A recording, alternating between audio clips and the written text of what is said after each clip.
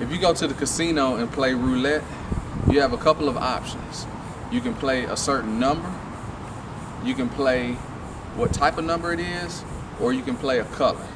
If you're playing the color, let's say I want to play 16 on black, or let's just say I want to play black, then that means anytime it lands on black, I win. So basically with that bet, I'm betting on the whole board that's black. Now, we're not talking about roulette today. I'm just trying to give you an example of how investing in sectors work. You may like investing in a retail company, and you may think that the retail industry is booming. Well, instead of investing in one company, let's just say Ross, let's just say a Walmart, well, you can invest in the entire sector of retail. That's what you call sector investing. There are 4 different major types of sector investing. It's primary, secondary, tertiary, and quaternary. They go from anywhere from manufacturing to education and technology, from retailing and banking, and natural commodities like lumber and coal and things like that. So that's another strategy for you to even take advantage of sector investing. Let's say I like the oil industry and I want to invest and put my money in oil. I don't know what exact company I want to go with, whether it's BP, Chevron, or whoever, but I know I like oil. Well, there's an index, there's a specific stock, there's a specific fund that tracks the growth of all of the oil industries in there. So really, you're betting on all of oil to do well.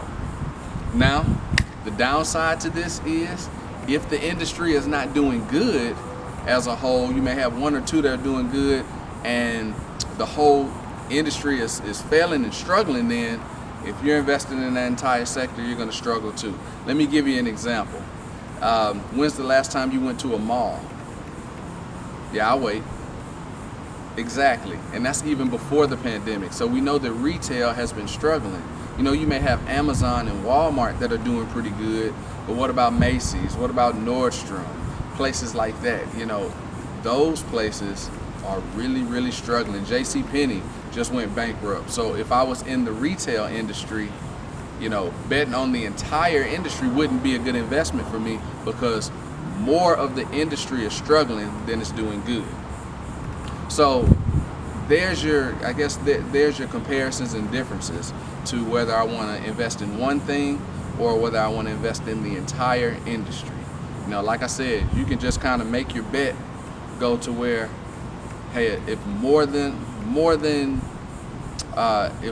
half of them are doing good, meaning more retail is doing good than doing bad, then I'll probably be up in my index. But if it's the other way around, then I'm struggling. Or if I just don't want to pick one stock and go with one stock, then I can just pick the whole pot. Now, the other flip side of going with just one stock is, if I just want to go with Amazon, I know Amazon's winning. I don't really care what the retail is doing. I'm focusing on that one business. So, anyway, we have broken down what sector investing is. You know, there's different branches of sector investing, and you can get involved in them as far as anywhere from natural commodities, retail and banks, education, and manufacturing.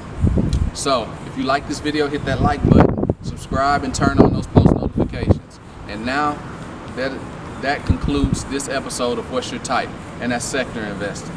And until next time, I appreciate you watching. For Strong Mind Legal Money. Peace.